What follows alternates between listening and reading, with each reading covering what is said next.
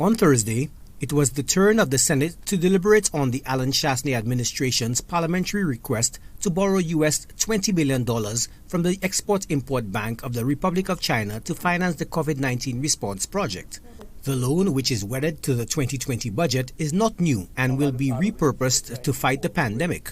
Leader of Government Business, Senator Mary Isaac, provided a detailed overview of the intended use of the appropriations. For health emergency response, Madam President, we have $10,324,024. That translates to, for those who wish to calculate it, because this is how the $20 million US dollars is divided. For those who wish to calculate, that is $3,840,500 US dollars. And this is in our estimate of expenditure, Madam President. So this is not new borrowing, and I can give you the page numbers, so you can take a look at it in the budget document right here. While the Minister for Health was tempered in her remarks, other members of the government side were more strident in response to criticism of the pandemic management. If you look at VH now, you will swear that VH is a paradise. When I pass, everybody is wondering, what is that beautiful structure? We are going to have problems. When we started, VH is an old building. One guy took a photo, and I suspect it was well set up, took a photo and went out there and sent it, made it viral, and thinking that this is VH. Go to VH now, go and take another photograph of VH, and come back and report. Although the opposition welcomed some insights on the line items of the fiscal outlays, they remain skeptical of the amount of resources devoted to social safety nets. People are hungry, people are starving, people don't have money, the bare essentials are absent. So redirecting and repurposing this loan from agricultural feeder roads, there's no problem with that. But we can re-engage sometimes, Madam President, and we can still lose focus.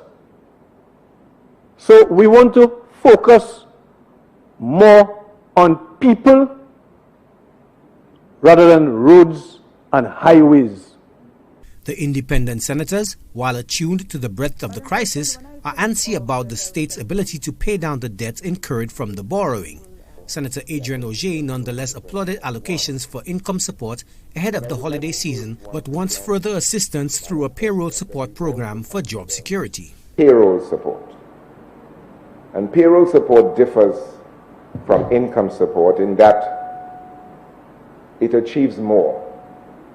So while we can give money directly to persons who are unemployed, we also need to direct support to businesses that continue to employ people. Because it is important not only to feed the dispossessed, but to continue to enable people who are employed to continue to be employed.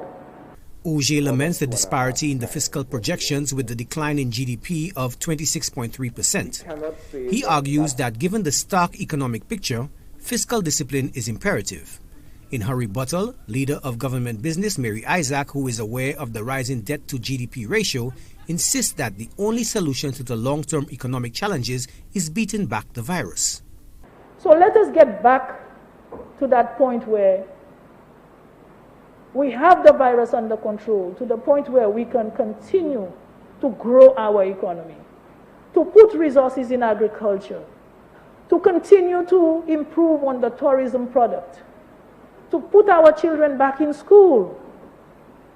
This is what we want for our country. This is what I believe most people in their right mind would want for this country. We do not want to come to this house every time and borrow. But at this point, we have no choice. We must do so that our people can survive. And any government in office would be doing the same. You would not do any different if it was the opposition that was in office. The resolution eventually passed the upper house, giving the government the green light to secure the loan for the pandemic response. Joachim Duplessis, HTS News Force.